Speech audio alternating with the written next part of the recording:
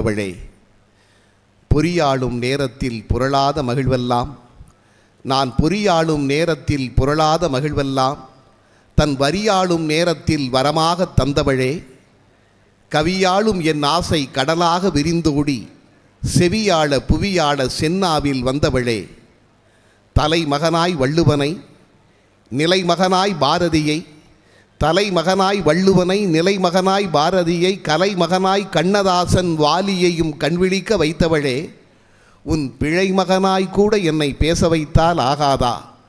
அலை மகனாய் உன் நாவில் என் ஆயுளெல்லாம் போகாதா?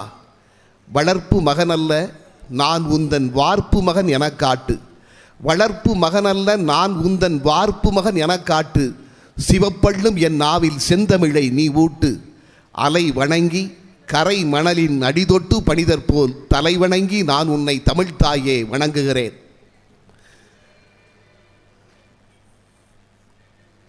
ஒன்பதாவது வருடமாக நடைபெற்று கொண்டிருக்கிற இந்த பெருமைக்குரிய புத்தக கண்காட்சிக்கு அடிவேராக ஆணிவேராக அமைந்திருக்கிற மாவட்ட நிர்வாகத்தையும்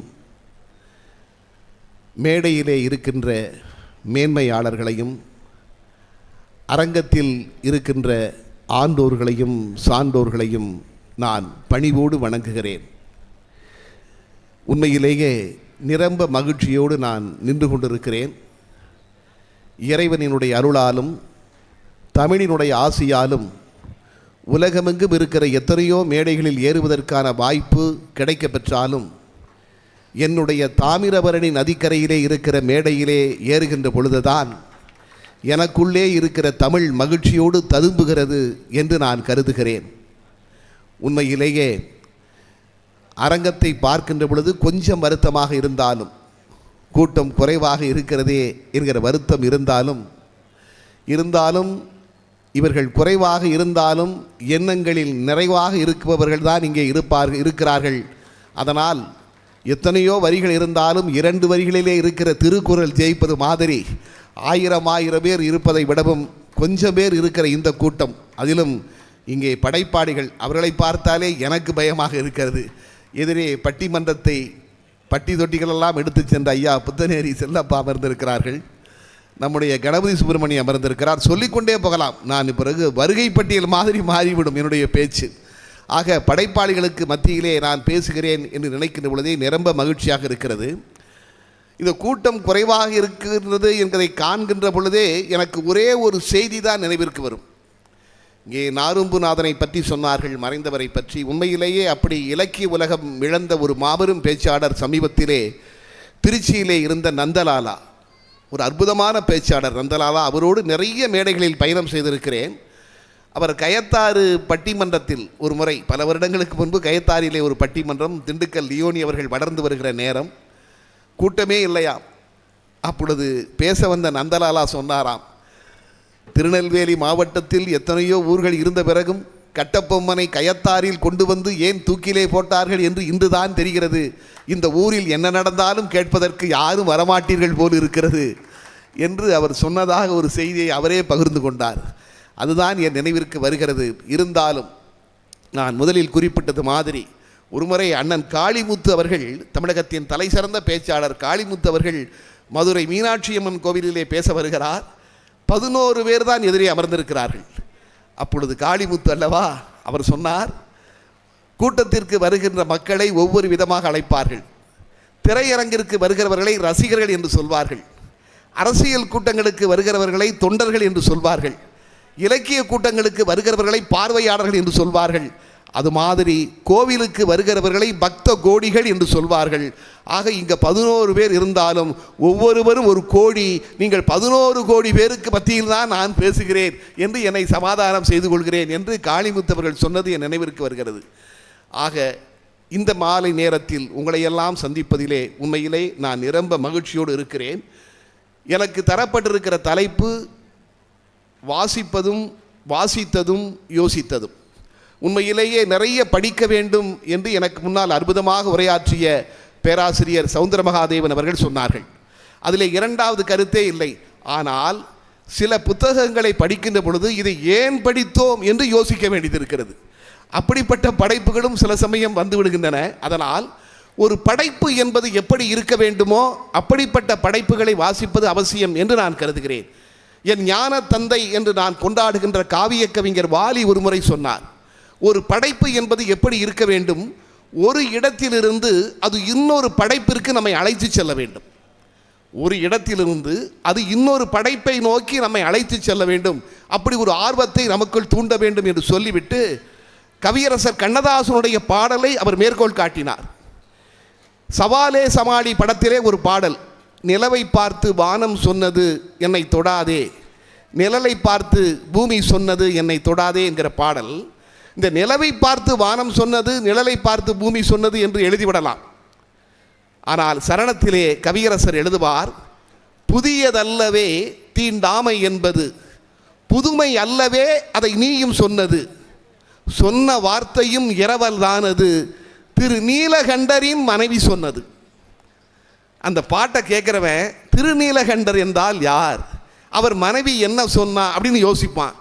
ஆக அந்த பாட்டை, ஒரு படைப்பை நாம் பார்க்கிற பொழுது அது இன்னொரு படைப்பிற்கு நம்மை அழைத்து செல்ல வேண்டும். அதுதான் சரியான படைப்பு என்று காவிய கவிஞர் வாலி சொன்னார். அதுதான் ஏனென்றால் ஒரு எந்த இடமாக எப்படிப்பட்ட படைப்பாக இருக்கலாம். அதாவது ஓமை கவிஞர் சுரதா நான் வியக்கக்கூடிய கவிஞர்களிலே ஒருவர். ஏனென்றால் இன்று மரபு கவிதை எழுதுவதே அரிதாகிவிட்டது. பாப்பாக்குடி செல்வமணி மாதிரி சிலர் தான் நமக்கு கிடைத்திருக்கிறார்கள் மரபு கவிதை எழுதுவதற்கு. மரபு கவிதை எழுதுவதே இன்று அரிதாகிவிட்டது. சுரதா அவர்கள் ஒரு முறை எழுதுகின்ற பொழுது இவருக்கு என்ன தெரியும் என்று ஒருவர் எழுதுகிறார். அது குமுதம் வார இதழிலே வந்த செய்தி. அதற்கு சுரதா சொன்ன பதிலே இன்று இலக்கிய உலகத்தில் நிலைத்து நிற்கிறது. ஒரு பதில் சொல்வது கூட எப்படி சொல்ல வேண்டும் என்று சுரதா என்னை யோசிக்க வைக்கிறார். உனக்கு என்ன தெரியும் என்று கேட்பவர்களை பார்த்து சுரதா சொல்கிறார், ஆடுதற்கு தெரியாத பருவ மங்கை அழகான முற்றத்தை கோணல் என்றால் வீடு கட்டி வைத்தவர்கள் சிரிப்பதன்றி வேறென்ன செய்வர், எந்த நாளும் இலக்கியத்தில் ஈடுபடாதிருக்கும் இவர் எந்தன் பாட்டை எடை போட வந்துவிட்டார், மாடு முட்டி கோபுரங்கள் சாய்வதில்லை, மாணிக்கம் கூழாங்கல் ஆவதில்லை. அந்த மாடு முட்டி கோபுரங்கள் சாய்வதில்லை என்கிற சொற்றொடர் இன்று நிலைத்து விட்டது. ஒரு எதிர்ப்பிற்காக சுரதா சொன்ன ஒரு சொல் அதுதான். காவிய கவிஞர் வாலியிடம் பிரபல நாவலாசிரியர் நா பார்த்தசாரதி கேட்கிறார், எல்லோரும் அறிந்த செய்தியாக கூட இருக்கலாம், நீங்கள் எதற்கு வாலி என்று பெயர் வைத்துக் கொண்டீர்கள்? ஏனென்றால் நாப்பா அவர்களுக்கு கவியரசர் கண்ணதாசன் மீது மிகுந்த பக்தி. அந்த அளவிற்கு பக்தி வாலியிடம் கிடையாது. வாலியிடம் ஆரம்பத்திலே கேட்கிறார், நீங்கள் எதற்கு வாலி என்று பெயர் வைத்துக் கொண்டீர்கள்? வாலி சொல்கிறார், ராமாயணத்திலே வருகின்ற வாலிக்கு ஒரு வரம் உண்டு, அவன் எதிரில் யார் வந்தாலும் அவர்கள் வீரத்தில் பாதி வாலிக்கு போய்விடும், அதனால்தான் ராமரே மறைந்திருந்து கொள்கிறார். அது மாதிரி எனக்கு எதிரில் யார் வந்தாலும் அவர்கள் அறிவில் பாதி எனக்கு வந்துவிட வேண்டும் என்றுதான் வாலி என்று பெயர் வைத்துக் கொண்டேன். அவர் பெயர் ரங்கராஜன். வாலி என்று பெயர் வைத்துக் கொண்டேன் என்று வாலி சொல்கிறார். உடனே நாப்பா சொன்னாராம், அப்படியா, ஆனால் உங்களை பார்த்தா அப்படி ஒன்றும் அறிவு வந்தவர் மாதிரி தெரியலையே. உடனே வாலி சொன்னார், என்ன செய்வது, எனக்கு எதிரில் வருகின்ற எல்லோரும் உங்களைப் போலவே இருக்கிறார்களே. அதாவது ஒரு பதில் சொல்வது கூட. பேரறிஞர் அண்ணா 1962 சட்டமன்றத்தினுடைய கடைசி கூட்டத்தொடர், 57 எலெக்ஷனில் ஜெயிச்சு அந்த சட்டமன்றத்தினுடைய கடைசி கூட்டத்தொடர். சி சுப்பிரமணியம் அவர்கள் சொல்கிறார், நான் இனிமேல் சட்டமன்றத்திற்கு போட்டியிடப் போவதில்லை, பாராளுமன்றத்தில் நிற்கப் போகிறேன், அதனால் என்னை எல்லோரும் வாழ்த்தி அனுப்புங்கள் என்று சி சுப்பிரமணியம் சொல்கிறார். அண்ணா பேசுகிறார், பேரறிஞர் அண்ணா பேசுகிறார், நாங்கள் 15 பேர் சட்டமன்றத்திற்கு வந்தோம், முதலாக நாங்கள் சட்டமன்றத்திற்கு வந்தோம், இயேசுநாதர் தன்னுடைய சீடர்களை வழிநடத்துவது மாதிரி சி சுப்பிரமணியம் தான் எங்களை வழிநடத்தினார் என்று அண்ணா சொல்கிறார். முதல்வர் காமராஜர் முதல்வராக அமர்ந்திருக்கிறார். அண்ணா சொன்னவுடன் சி சுப்பிரமணியம் உடனே எழுந்து, என்ன இயேசுநாதர் வழி நடத்துவது மாதிரி நான் நடத்தினேனா, அப்படின்னா என்னையும் தூக்கில் போட்டு என்னையும் சிலுவையில் அரைஞ்சிருவீங்களா என்று கேட்கிறார். உடனே அண்ணா சொன்னார், சி சுப்பிரமணியம் அவர்கள் இயேசுநாதருடைய வரலாற்றை சரியாக படிக்கவில்லை என்று நினைக்கிறேன். இயேசுநாதர் சிலுவையில் அறையப்படுவதற்கு காரணம் அவருடைய எதிரிகள் அல்ல, அவருடைய தொண்டர்களில் ஒருவர் தான். உடனடியாக அங்கிருந்த காமராஜர் விழுந்து விழுந்து சிரித்தாராம். உடனே சி சுப்பிரமணியம் சொன்னாராம், இந்த ஆள்கிட்ட ஜெயிக்கவே முடியாதுப்பா என்று அண்ணாவை பார்த்து சொன்னாராம். ஆக பதில் சொல்லும் போது கூட எப்படி சொல்ல வேண்டும் என்று இவர்கள் நமக்கு சிந்திக்க ஒரு யோசனையை நமக்குள் விதைக்கிறார்கள். அப்படிப்பட்ட படைப்புகளை படிக்கின்ற பொழுது நீங்கள் ஒரு சினிமா பாடலை வைத்துக் கொள்ளுங்கள். எத்தனையோ திரைப்பட பாடல்கள் இருக்கின்றன. நான் அந்த துறையில் இருப்பதால் சில பாடல்களை பார்த்து வியந்திருக்கிறோம். இப்படியெல்லாம் யோசிக்க வைக்கிறார்களே என்று வியந்திருக்கிறோம். அதாவது நினைத்ததை முடிப்பவன் என்று ஒரு படம், புலமை பித்தனுடைய பாடல், ஒரு பாடல். அந்த ஒரு பாடலில் ஒரு பெரிய இடத்திற்கு நம்மை அழைத்து செல்வார். அதாவது திருமண ஊர்வலம் நடக்கிறது. எம்ஜிஆர் பாடுகிறார் கதாநாயகன். அதில் அமர்ந்திருக்கிற பெண்ணை தன்னுடைய தங்கையாக நினைத்துக்கொண்டு எம்ஜிஆர் பாடுகிறார். அதுதான் பாடல். பூமழை தூவி வசந்தங்கள் வாழ்த்த என்று பாடல். அந்த பாடலில் புலமை பித்தன் சிலப்பதிகாரத்தினுடைய ஒரு காட்சியை கொண்டு வைப்பார். சிலப்பதிகாரத்தில் கோவலனும் கண்ணகியும் மதுரைக்குள் வருகின்ற பொழுது அந்த கோட்டையிலே பறக்கிற கொடி காற்றிலே ஆடுகிறது. அதை இளங்கோவடிகள் சொல்கிறார், மதுரைக்குள்ள வராதீங்க வராதீங்க அப்படின்னு அந்த கொடி சொல்லுதான். போருளந்தெடுத்த ஆரலில் நெடுங்கொடி வாரல் என்பன போல் மரித்து கைகாட்ட என்று இளங்கோவடிகள் எழுதுகிறார். இந்த கற்பனையை புலமை பித்தன் ஒரு சினிமா பாட்டில், ஒரு திரைப்பட பாடலில் கொண்டு வைக்கிறார். அந்த ஊர்வலம் நடக்கிறது. அந்த பெண் கழுத்திலே மாலை அணிந்திருக்கிறாள் மணப்பெண். அந்த மாலை அங்கும் இங்கும் ஆடுகிறது. அது சாதாரணமாக கார் போத ஓட்டத்தில் கார் ஆடும்போது மாலையும் ஆடுது. ஆனால் புலமை பித்தன் எழுதுகிறார், வெண்சங்கு கழுத்தோடு பொன்மாலை அசைந்தாட நான் கண்ட பொருள் கூறவா, என் அண்ணாவை ஒரு நாளும் என்னுள்ள மறவாது என்றாடும் விதம் அல்லவா. அந்த மாலை சொல்லுதான், எங்கள் அண்ணனை ஒரு நாளும் நான் மறக்க மாட்டேன். அண்ணன் தான் கல்யாணம் பண்ணி வைக்கிறான். அண்ணன் எங்கள் அண்ணனை ஒரு நாளும் மறக்க மாட்டேன், எங்கள் அண்ணன் ஒரு நாளும் மறக்க மாட்டேன்னு அந்த மாலை சொல்லுகிறான். வெண்சங்கு கழுத்தோடு பொன்மாலை அசைந்தாட நான் கண்ட பொருள் கூறவா, என் அண்ணாவை ஒரு நாளும் என்னுள்ள மறவாது. அது பாடுவது எம்ஜிஆர். அவர் அந்த அண்ணாவிற்கு போய்விடுவார். என் அண்ணாவை ஒரு நாளும் மறவாது. அது பாடலாசிரியருடைய திறமை. என்னை யோசிக்க வைக்கிறார்.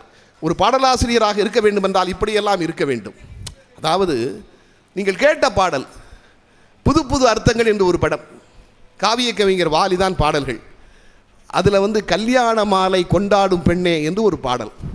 அந்த பாடல் ஒலிப்பதிவு நடக்கிறது.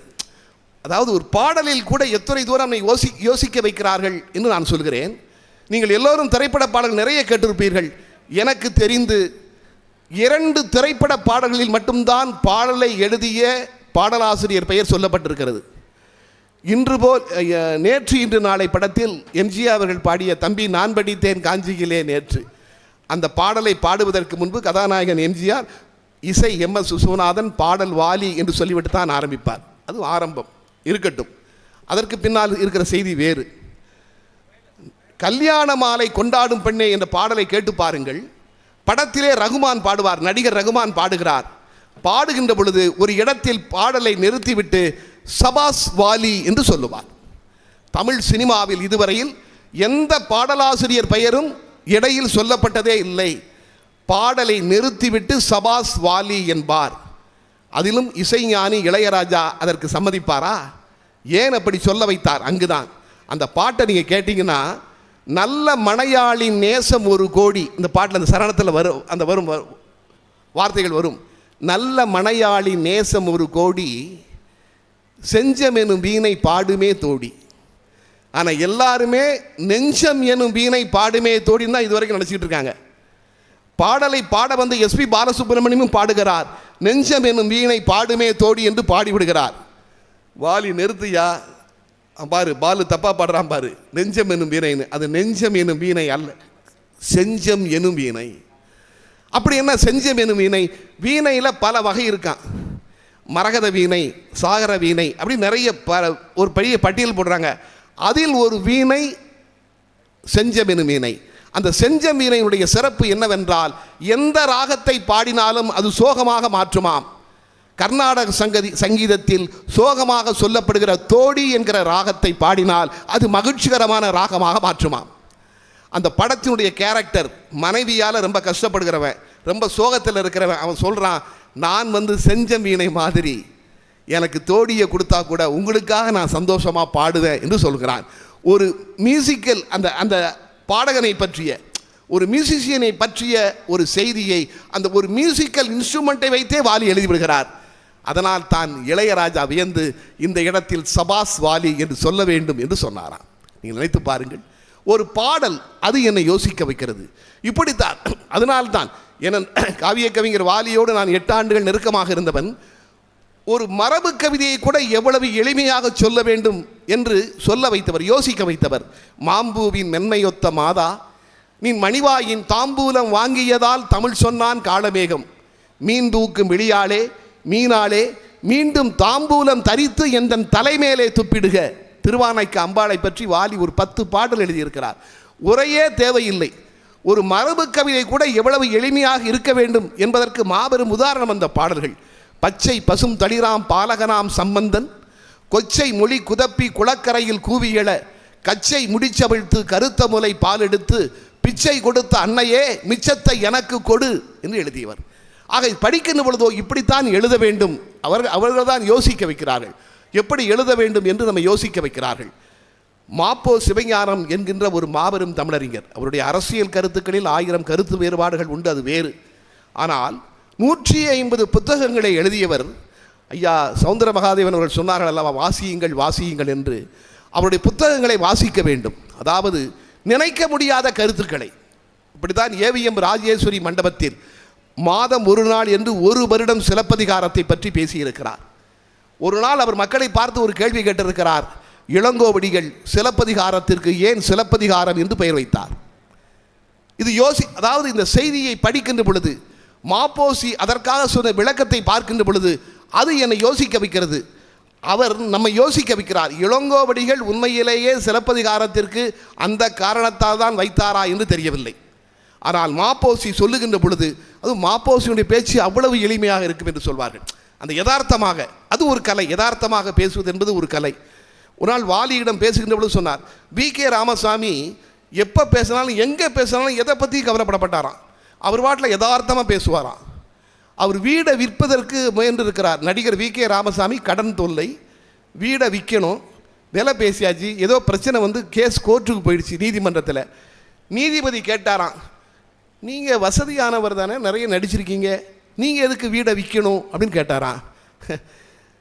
இல்லை நீதிபதி அவர்களே, எனக்கு இருக்கிற கடனுக்கு தெருவையே விற்கணும், எனக்கு இருக்க கடனுக்கு நான் தெருவையே விற்கணும், கார்பரேஷனில் சம்மதிக்க மாட்டாங்க, அதனால் வீடை விற்க வந்தேன்.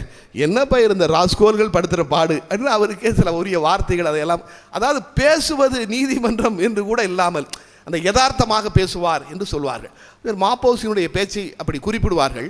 அவர் ஒருமுறை சொன்னார், சிலப்பதிகாரத்திற்கு இளங்கோவடிகள் ஏன் சிலப்பதிகாரம் என்று பெயர் வைத்தார் என்று கேட்டுவிட்டு சொன்னார், வால்மீகி ராமாயணத்தில் ஒரு காட்சி. ராமன் சீதை லட்சுமணன் பேசி கொண்டிருக்கிறார்கள். மாயமான் மாரீசன் கடந்து போகிறான். சீதை எனக்கு வேணும்னு அடம் பிடிக்கிறான் அந்த மானு. ராமன் ஏதோ சமாதானம் சொல்கிறான், கேட்கல. ராமன் மனைவி கேட்டு விட்டாலே, அழகான மனைவி வேறு, கேட்டு வில்லு எடுத்துகிட்டு மானை பிடிக்க போகிறாரு. தெரியும், நடந்தது தெரியும். மாரீசன் கீழே விழுகிறான். சீதை இளங்கோவை அனுப்பிச்சிட்டா, லட்சுமணனை அனுப்பி விட்டால். ராமனும் லட்சுமணன் திரும்பி வருகிறார்கள், சீதையை காணவில்லை. எனக்கு தெரிந்து மனைவியை காணவில்லை என்றதும் கதறி கதறி அழுத ஒரே கணவன் ராமன் தான். கதறி, அது சோகமாக கம்பராமாயணத்தை விடவும் வால்மீகி ராமாயணத்தில் அது அதிகமாக காட்டப்படுகிறது என்கிறார்கள். பிறகு அனுமார் கூட்டு போகிறார் சுக்ரீவன்ட்ட. சுக்ரீவனிடம் நடந்ததை சொல்கிறான். அப்பொழுது சுக்ரீவன் சொல்கிறான், நேற்று நான் கானகத்தின் வழியாக நடந்து வந்து கொண்டிருந்தேன். அப்பொழுது வானத்தில் ஒரு பெண்ணினுடைய அழுகுரல் கேட்டது. அது மட்டுமல்ல, தான் அணிந்திருந்த நகைகளை எல்லாம் அவள் எடுத்து கீழே எறிந்தாள். அவற்றை நான் எடுத்து வைத்திருக்கிறேன். அவை உங்கள் மனைவியின் அணிகலன்களா நகைகளா என்று பார்த்து சொல்லுங்கள் என்று சொல்லிவிட்டு ராமனிடம் கொடுக்க, ராமன் அதை லட்சுமணன் ஒரு பெண் அணிவதைப் போல வரிசைப்படுத்தினாராம். மேலே நெத்திச்சூடி, கழுத்து சங்கிலி, இடுப்பில் அணியக்கூடிய ஒட்டியானம், காலில் அணியக்கூடிய சிலம்பு என்று வரிசைப்படுத்தி பக்கத்திலே இருந்த லட்சுமணனை பார்த்து ராமன் சொன்னாராம், தம்பி லட்சுமணா, இவை உன் அண்ணியாரின் நகைகளா என்று பார்த்து சொல் என்று லட்சுமணனிடம் ராமன் சொல்கிறார். அப்பொழுது லட்சுமணன் சொன்னாராம், அண்ணா, என் அண்ணியை தினமும் பணிந்து என் அண்ணியின் பாதங்களை வணங்கித்தான் எனக்கு பழக்கம். ஒரு நாளும் என் அண்ணியை நான் நிமிர்ந்து பார்த்ததே இல்லை. அதனால் என் அண்ணி தன் பாதங்களில் அணிந்திருந்த சிலம்பு மட்டும்தான் எனக்கு தெரியும், மற்ற நகைகளை பற்றி எனக்கு ஒன்றுமே தெரியாது என்று லட்சுமணன் சொன்னாராம். இதை நிறுத்திவிட்டு, இந்த இடத்தில் நிறுத்திவிட்டு மாப்போசி சொன்னாராம், சீதை எப்படி ஒரு பத்தினி தெய்வமோ அதை போல கண்ணகி ஒரு பத்தினி தெய்வம். கண்ணகியினுடைய கதைக்கு கண்ணகி காவியம் என்று பெயர் வைத்து அதை படிப்பவர்களுக்கு கண்ணகியின் முழு உருவமும் நினைவிற்கு வரக்கூடாது. அந்த கதையை படிப்பவர்களுக்கு கண்ணகியின் பாதங்கள் மட்டும்தான் நினைவிற்கு வர வேண்டும் என்றுதான் சிலப்பதிகாரம் என்று பெயர் வைத்தார் என்று மாப்போசி சொன்னாராம். நீங்கள் நினைத்து பாருங்கள், ஒரு பெயர் கூட நம்ம யோசிக்க வைக்கிறது. இந்த இடத்துல நம்ம புலவர் சண்முக வடிவேல் இருக்கார், திருவாரூர், அற்புதமான பேச்சர். அவருக்கே உரிய நகைச்சுவையில் சொல்லுவார். ராமன்ட்ட சுக்ரீவன்ட்ட ராமர் சொல்கிறாரு, என்னுடைய மனைவியை காணோம், மீட்கணும்னு அது விஷயம் பேசுகிறாங்க. சுக்ரீவன் சொன்னாரா, என்னுடைய மனைவி எங்கள் அண்ணன் வாலி தூக்கிட்டு போயிட்டாங்க, ஏன் மனைவியை மீட்பதற்கு நீங்கள் உதவணுன்னாராம். பக்கத்தில் இருந்து அனுமார் யோசிச்சாராம், ஓஹோ கல்யாணம் பண்ணாலே தூக்கிட்டு போயிடுவாங்க, உங்களுக்கு கல்யாணமே பண்ணக்கூடாது. இது அவருக்கே உரிய நகைச்சுவையில் நம்ம சண்முகவடிவேல் ஐயா சொல்வது. எதற்காக என்றால், ஒரு சிலப்பதிகாரம் என்கிற ஒரு பெயர், நினைத்து பாருங்கள், எவ்வளவு தூரம் யோசிக்க வைக்கிறது. ஆக இப்படிப்பட்ட செய்திகளை நாம் வாசிக்கிற செய்திகளை எல்லாம் ஒரு 5 நிமிடத்தில் நான் முடித்து விடலாம் என்று கருதுகிறேன். வாசிக்கக்கூடிய செய்திகளை எல்லாம், அந்த செய்திகள் நம்மை மறுபடி யோசிக்க வைக்கின்றன. அதுதான் முக்கியம். நான் ஒரு சமீபத்தில் NS கிருஷ்ணனுடைய வாழ்க்கை வரலாற்றை வாசித்து பார்த்தேன், ஒரு புத்தகம். அதாவது ஒரு மனிதன் வாழ்க்கையில் உதவி செய்ய வேண்டும், ஆனால் இப்படியெல்லாம் செய்ய முடியுமா என்பதற்கு உதாரணமாக வாழ்ந்தவர் கலைவாணர். அதனால் தான் கவியரசர் கண்ணதாசன் தப்பியே பிறந்த நெஞ்சம், தாய் நெஞ்சம், பிள்ளை நெஞ்சம், செப்பரும் கொடையின் நெஞ்சம், தேனிலே தோய்ந்த நெஞ்சம், ஒப்பிலா மணியாம் எங்கள் உயர் கலைவாணன் கொண்ட நெஞ்சம், இப்புவி உடனால் மட்டும் இனி பிறர் காணா நெஞ்சம் என்று பாடினார். அப்படிப்பட்ட உள்ளவர் ஒரு முறை அவருடைய அசோகா பிக்சர்ஸ் உடைய கணக்கை எடுத்துக்கொண்டு இன்கம் டேக்ஸ் ஆபீஸிற்கு அந்த அசோகா பிக்சருடைய கணக்கை பிள்ளை போயிருக்கிறார். கணக்கை கொடுத்திருக்கிறார். Income tax officer Damodara Rao கணக்கை பார்க்கிறார். பார்த்துட்டு சொன்னாராம், இது என்னையா கணக்கு, சுப்பிரமணியனுக்கு 100 ரூபா, கந்தசாமிக்கு 200 ரூபா, ஆறுமுகத்துக்கு 300 ரூபா, இப்படி எழுதி வச்சுருக்கீங்களே, என்னையா கணக்கு இதுன்னாராம். அவர் உடனே கணக்க பிள்ளை சொன்னாராம், இல்லையா எங்கள் கலைவாணர்கிட்ட யார் என்ன உதவின்னு கேட்டாலும் உடனே பண்ணிடுவார், எதுவுமே கேட்க மாட்டார், உடனே எடுத்து கொடுத்துருவார், அந்த ரூபாயை தான் எழுதி வச்சுருக்கோன்னு. அப்படிப்பட்ட நல்லவர் அவங்க. ஆமையா, உண்மையிலே யார் என்ன கேட்டாலும் கொடுத்துருவார்யா, சரி நீங்கள் இங்கே இருங்க என்று சொல்லிவிட்டு அந்த இன்கம் டேக்ஸ் ஆஃபீஸர் நேராக அசோகா பிக்சர்ஸ் ஆஃபீஸிற்கு போயிருக்கிறார், அந்த அலுவலகத்திற்கு போயிருக்கிறார். அங்கே கலைவாணர் அறைக்கு இவரை அழைத்திருக்கிறார்கள், அனுப்பி வைத்திருக்கிறார்கள். கலைவாணர் இவரை எழுந்து வரவேற்று உட்கார்கள். யார் இருக்கிறாரு, ஐயா நான் ஒரு ஏழை ஐயா, ஒரு 1000 ரூபாய் இல்லாமல் என் சகோதரியினுடைய திருமணம் நின்று விட்டது, நீங்கள் ஒரு 1000 ரூபாய் கொடுத்தீங்கன்னா கல்யாணத்தை முடிச்சிடலையான்னு சொன்னாராம். உடனே NS கிருஷ்ணன் சொன்னாராம், 1000 ரூபாயால் ஒரு திருமணம் நிற்பதா, கூடவே கூடாது, நீங்கள் உட்காருங்கள், முதலில் காஃபி சாப்பிடுங்கள் என்று காஃபியை வரவழைத்து விட்டு என்னுடைய கணக்க பிள்ளை இன்கம் டேக்ஸ் ஆஃபீஸ் வரைக்கும் போயிருக்காரு.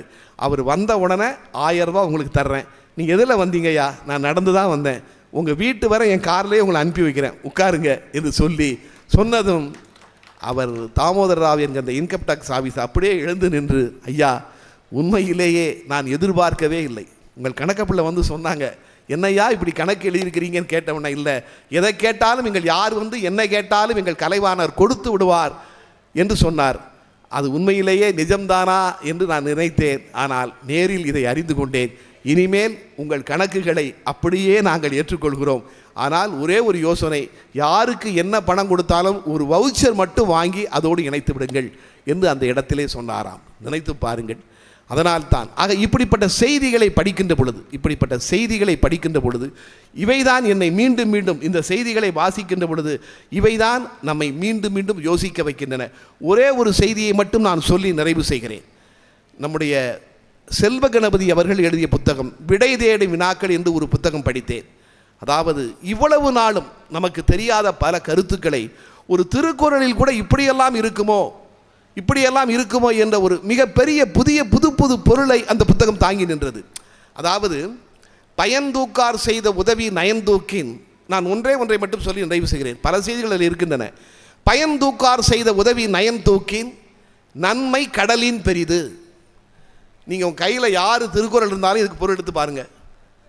பயன்தூக்கார் செய்த உதவி நயன்தூக்கின் நன்மை கடலின் பெரிது. இதில் எல்லாரும் என்ன சொல்லியிருக்காங்க, எதிர்பாராமல் செய்யக்கூடிய உதவி என்பது செய் நன்றி அறிதல் வரக்கூடிய திருக்குறள். எதிர்பாராமல் செய்யக்கூடிய உதவி என்பது கடலை விட பெரியது. இதுதான். இன்னும் நம்ம புலியூர் கேசியன் அவர்கள் கடலின் அளவை விட பெரியது என்றும் எழுதியிருப்பார். இதுதான் சொல்லப்பட்டிருக்கிறது. இவ்வளவு நாளும் பொருள் இதுதான் சொல்லப்பட்டிருக்கிறது. ஆனால் செல்வ கணபதி அவர்கள் சொல்கிறார், இதற்கு பொருள் அது அல்ல. பயந்தூக்கார் செய்த நயந்தூக்கி நன்மை கடலின் பெரிது என்பது திருவள்ளுவர் கடலின் அளவை வைத்து சொல்லவில்லை. என்ன அவர் எழுதுகிறார்? சூரியன் கடல்கிட்ட தண்ணீரை கேட்கிறது, கடல் கொடுக்கிறது. என்ன நினச்சி கொடுக்குமா? இப்போ கேட்குது கொடுப்போம், இது எங்கே போகுது? நாளைக்கு மேகமாக மாறும், மழையாக பொழியும், நதியாக ஓடி மறுபடியும் நம்மகிட்ட தானே வரும் என்று நினைத்து கொண்டு கடல் கொடுக்கிறதாம். அம்மாட்ட ஒருவன் வீட்டில் யாசகம் கேட்டு வருகிறான். அம்மா அவனுக்கு ஒரு சின்ன இட்லியோ ஒரு தோசையோ கொடுக்குறாங்க. நம்ம இன்னைக்கு இவனுக்கு பிச்சை போடுவோம், நாளைக்கு இவன் நமக்கு பிச்சை போடுவான்னு நினச்சி அம்மா போடுறா? இல்லை. அம்மா செய்கிற உதவி சிறியது, ஒரு தோசை அளவு சின்ன அளவாக இருந்தாலும் இது எதிர்பாராமல் செய்கிற உதவி. கடல் அவ்வளவு பெரிதாக இருந்தாலும் அது எதிர்பார்த்து செய்கிற உதவி. எதிர்பாராமல் செய்கிற இந்த உதவி என்பது கடலினுடைய தன்மையை விட பெரியது. கடலுடைய தன்மை அளவை சொல்லலைன்னு சொல்றாரு. கடலின் தன்மையை விட இது பெரியது என்பதைத்தான் திருக்குறள் சொல்லியிருக்கு. நினைச்சு பாருங்க, எத்தனை வருடங்களாக நான் படித்து கொண்டிருக்கிறேன். நிறைய இது மாதிரி, அதாவது பேசிக்கொண்டு ஞா போல் வளை என்று அவ்வை சொன்னால் ஆட்சிச்சுடியில் என்ன எல்லோரும் சொல்கிறார்கள், ஞா மாதிரி வழங்கினோம் வாழ்க்கையில் இல்லை சொல்கிறார். ஞா என்கிற அந்த வரிசையில், அந்த உயிர்மை எழுத்துக்களில் எந்த எழுத்துக்கும் வார்த்தையே கிடையாது இங்கனாவுக்கு ஞானாவும் தவிர. இங்கனம் அங்கனம் சங்கு பங்கு அதெல்லாம் இங்கனா வரும். ஞாவனாக்கு இங்கனம் ஞா நீ நீ எதற்குமே வார்த்தையே கிடையாதான் தமிழில். ஆனாலும் தன்னுடைய வம்சத்தை அது வளைத்து காப்பாற்றி கொண்டிருக்கிறதாம் ஞாவ். அதே மாதிரி குடும்பத்தில் யாராவது பயனில்லாதவர்கள் இருந்தால் கூட அவர்களையும் நாம் வளைத்து காப்பாற்ற வேண்டும் என்று தான் அவ்வை ஞா போல் வளை என்று சொன்னாள் என்று சொல்கிறார். நினைத்து பாருங்கள், ஒரு சின்ன சின்ன, அதாவது படித்த விவரங்கள் நாம் படித்தது, ஆனால் சில பேர் தான் அதை யோசிக்க வைக்கிறார்கள். ஆக வாசிக்கிற எல்லாமும் நம்மை யோசிக்க வைப்பதில்லை. அப்படி யோசிக்க வைப்பவற்றை நாம் வாசிக்க வேண்டும் என்று சொல்லி வாய்ப்பிற்கு நன்றி கூறி விடைபெறுகிறேன். நன்றி, வணக்கம்.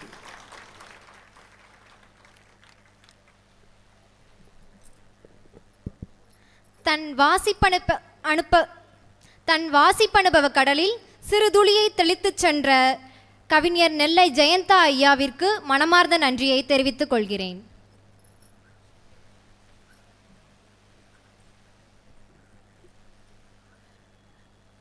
வாழ்க்கை என்பது நமக்காகவும் நம்மை சூழ்ந்திருப்பவர்களுக்காகவும் தான் என்று நாம் சிந்திக்கும் இக்காலகட்டத்தில் 24 மணி நேரமும் நம் சிந்தனைக்கு அப்பாற்பட்டு சேவையில் மகிழ்ந்து மக்கள் நலனுக்காகவும் பாதுகாப்பிற்காகவும் தங்கள் உறக்கத்தை தொலைத்து அயராது போராடும் அசாத்திய குணம் காவலர்களின் இயல்பாகி போனதுதான் விந்தை.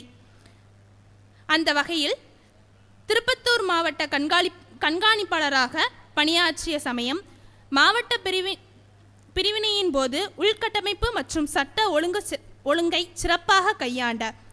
இவர் அறிமுகப்படுத்திய ஃபீட்பேக் சேவை மற்றும் இவர் கோவிட்-19 சமயத்தில் பொதுமக்களுக்கு ஆற்றிய பங்களிப்பு மிகவும் பாராட்டப்பட்டது. அஞ்சாமை ஈவை அறிவூக்கம் இன்னாங்கும் இஞ்ஞாமை வேந்தற்கு இயல்பு என்ற வள்ளுவர் வாக்கிற்கிணங்க வாழும் தலைச்சிறந்த காவலர் சட்ட அமலாக்கத்தின் முன்னெச்சரிக்கையான அணுகுமுறைக்கு பெயர் பெற்றவர். நம் மண்ணின் காவல்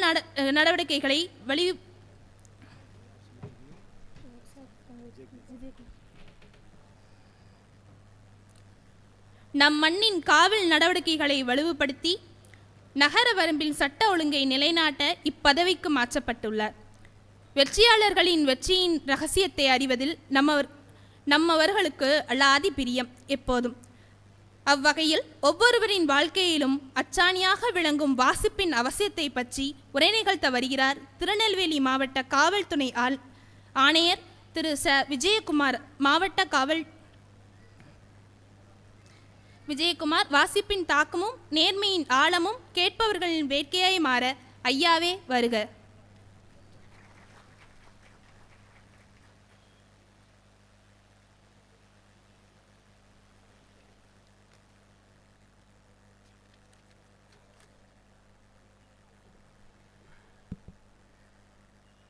நேசமிகு நெல்லை மக்களுக்கு இனிய மாலை வணக்கம். மேடையில் 9வது புத்தக திருவிழா முதல் நாளான இன்று சிறப்புரையாற்றி அமர்ந்திருக்கும் பேராசிரியர் சவுந்தர மகாதேவன் அவர்களே, அற்புதமாக சிறப்புரை வழங்கி எங்களையெல்லாம் ஞாபக கடலில் ஆழ்த்திய